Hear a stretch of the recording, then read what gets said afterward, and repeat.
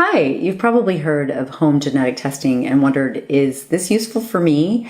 Today we're going to be exploring genetic testing and how it can improve your health.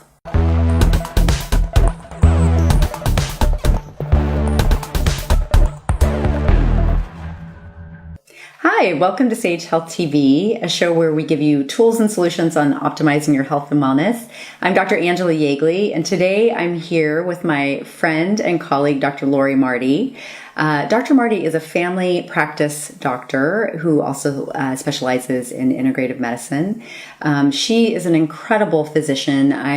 We met through a mutual patient, and I have fallen in love with her ever since, and definitely send people to her for specialized, in-depth look into their health related to genetics. This is a super exciting field, and it's growing by leaps and bounds, and we can get incredible information from people related to that. Absolutely. So yeah, tell me a little bit more about you and how you became interested in genetic testing and screening.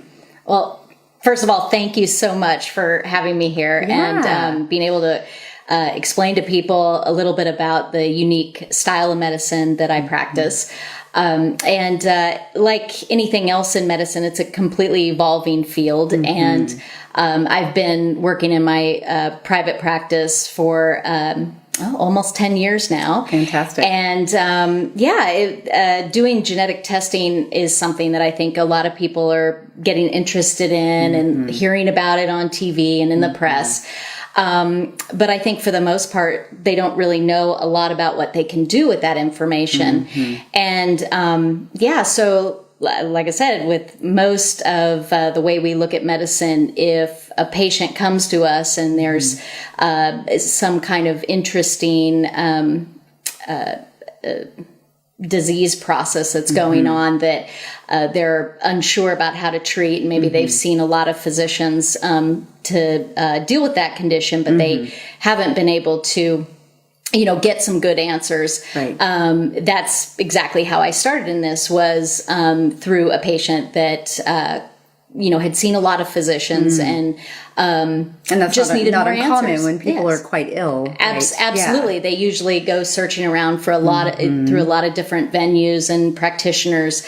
And so this one particular patient came to me, and she had fibromyalgia, and that's been typically a large focus of my practice is fibromyalgia, which is a chronic pain condition that usually there's not a lot known about what causes it, but usually there's a lot of disability associated with it. And this particular patient, a middle-aged woman, she had fibromyalgia most of her life, and she had been tested for MTHFR, which is a common gene mutation.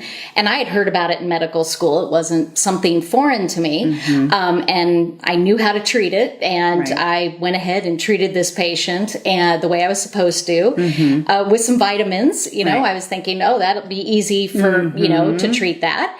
And she got worse. That's interesting. So you weren't expecting that. Not at all. I mean, this was completely, I was unaware of the consequences of giving someone some B vitamins. I didn't think there could be anything. The pathway. Exactly. Yeah. So anyway, in the course of just trying to figure out what I had done wrong, I'm like, I did everything that I thought I was supposed to do. I realized that there was more to it. And so, as any good doctor should do, when you have a troublesome situation, you go and learn more about it. And that's exactly what I did. Was I did some webinars, I did some self-teaching, and did several rounds of research, and realized that there was a lot of different pathways that interjected with this MTHFR and influenced it. And so then I started recommending patients to do further testing, and especially with that patient. And as soon as we figured out what was going on with her, we actually were able to make some, incredible differences in her symptoms and eventually making her better. So I know today we're really just kind of getting started, because I know we're going to have you bag. But today, kind of the basics, if we're talking about like MTHFR is one type of genetic SNP or SNP that people might just kind of starting to educate people about the lingo, right? And that if somebody has a mutation in this particular SNP or genetic mutation, that certain nutrients, like they might have a greater need for certain nutrients, or that you have to better regulate other types of nutrients that they might, like you meant, like you found, they have difficulty with processing that. So absolutely, kind of when you're looking, so you're not only looking at that one, but multiple of these SNPs and how they all interact together. So it gets really complicated. It can, absolutely. And each one of these mutations are a topic all of themselves, which I would love to at some point come back and be able to discuss those. But yes, one of the fascinating things that I found about genetic testing is just being able to isolate these areas of weakness that patients have. And we can take that information and we can order more testing. Something very interesting that comes along is susceptibility to environmental toxicity. And again, all of its own topic. But as you look at the things that people are exposed to, heavy metals, various carcinogens of many types, we can actually discover if a person is susceptible to the toxicity from those. Isn't it amazing? I was just listening to something and looking at the research where you might have two people that are working and generally have the same exposure. Maybe they work in a particular manufacturing plant and they both have, they work there for 20 years. They both have all this crazy chemical exposure. One person gets cancer, the other person does not. Absolutely. And so, obviously there are other, the way they eat, the other things that they do that affect that, their stress levels, but their genes are a key player, I think, exactly what you just mentioned, of their ability to excrete, toxins. And I think that that's a big part on why when people have done some treatments for MTHFR, for example, they have gotten worse. It's because all of a sudden the body is starting to excrete these toxins at such a high rate, and their body maybe wasn't set up to be able to do that process very effectively. So basically being able to empower an individual, based on their individual chemistries and genetics, and be able to put that all together so that you're able to get them to do the detoxification and the treatments much more effectively and safely and with much better outcomes. Yeah, it truly is it's a specialized, very individualized medicine. Nobody else is really getting the exact treatment that you're getting, right? Absolutely. So you mentioned fibromyalgia. What other health conditions might benefit from having, being screened in this way? Well, because we know that a lot of clinical conditions have a genetic basis. I mean, there is definitely what I would say there are folks that just want to learn more about their future as far as, being able to prevent diseases that maybe their parents or their grandparents have dealt with. So being more proactive.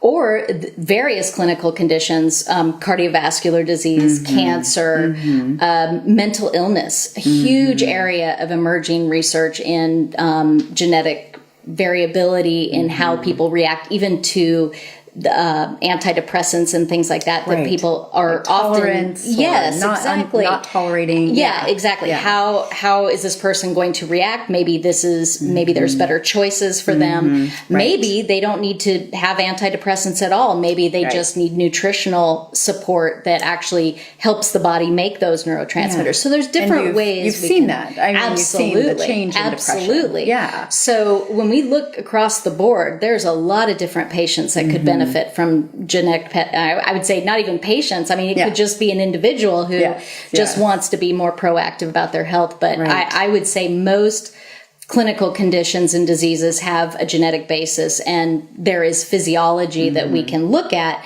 to be able to understand how to treat that person. Right. And by saying that, we don't mean like you have a specific, like somebody might think of like sickle cell anemia, which is like a, inherited condition, like, but basically manifestations of their gene expression related to nutrients and being able to process things. So maybe a little different in how people think, well, I was told I don't have a genetic condition, I was born just fine. It was like, well, this is a very different thing, Absolutely. This is just in the way that our body chemistry works and the way that our pathways in our body, are naturally supposed to operate. And sometimes they just don't work well. Right. Doesn't. So when people, tell me about the testing around this. I mean, I think sometimes people may not even realize that they've already have access to their information. Absolutely. Yeah. Well, I'm sure most people have been a little underwhelmed by when they get these genetic tests back and they're looking at their results and which would really be like 23andMe. Exactly. 23andMe, Ancestry.com, and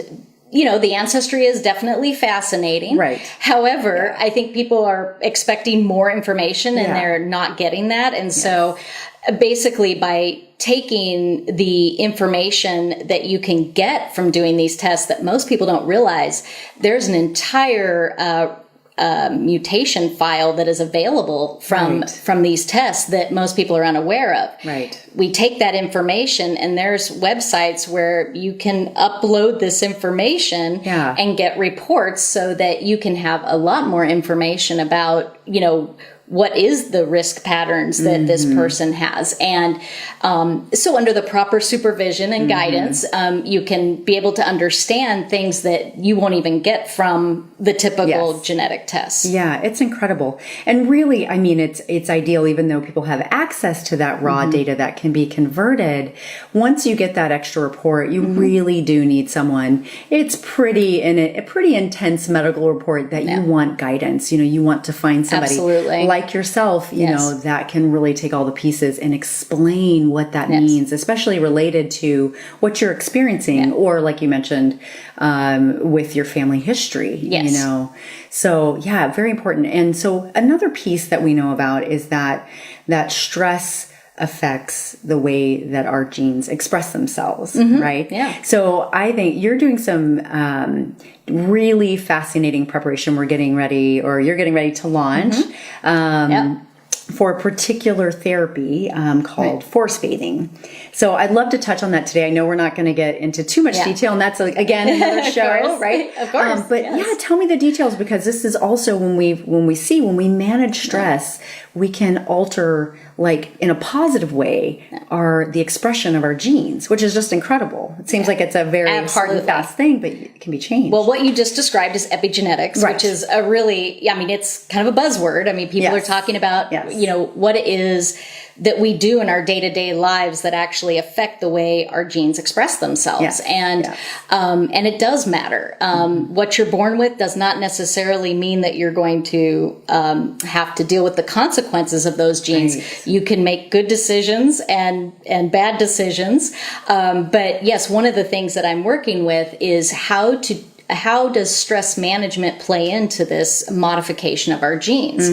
And I was fascinated when I started reading about this concept of forest bathing, which is actually kind of coming into its own, thing where therapy. Exactly. So there's like high-end spas and different therapists out there that are starting to incorporate patients into going into an actual forest and being able to just sort of be in the presence of, focusing on themselves and natural environments. However, in places like Seattle here in the Puget Sound, sometimes going into a forest, it may seem like it's easy to do, but the weather is not always conducive, and work schedules, living in the city. Some people don't like bugs, ticks. There are things that probably in forests that we probably don't want to be exposed to. So I kind of got to thinking about how can we take this concept of forest bathing and put it in a controlled environment, sort of mimic that forest environment with the same health benefits, but in a setting that's much more controlled and probably safer and just logistically easier.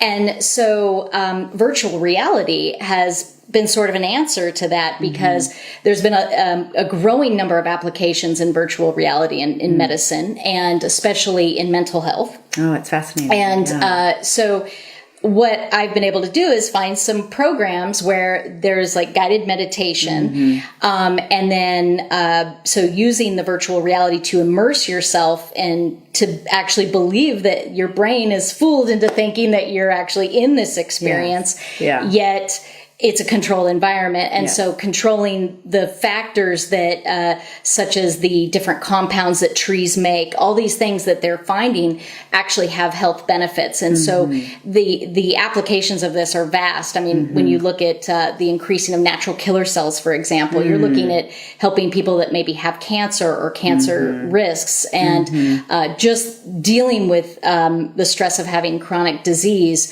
Something like this could actually help to modify the way that a person's genetics might be able to maybe reduce some of the negative genetic tendencies. So it's another, it's another tool. It's another piece that someone can be educated. It helps them understand, connecting with their body, reducing stress levels, learning how to breathe, learning how to calm their mind, all pieces of this. So exciting. And I look forward to having you back and really getting into details of that, and MTHFR and all the other fun stuff that we have to talk about. So thank you so much for joining us. I love thank you for having me. And so if you want more information or to make an appointment with Dr. Marti, you can find her at our website, sagemedclinic.com, or at your website as well. And that would be? That's lauriemartimd.com, and that's LaurieMartimd.com. Wonderful. Well, thank you again for joining us, and we look forward to seeing you next time. Bye. Thank you.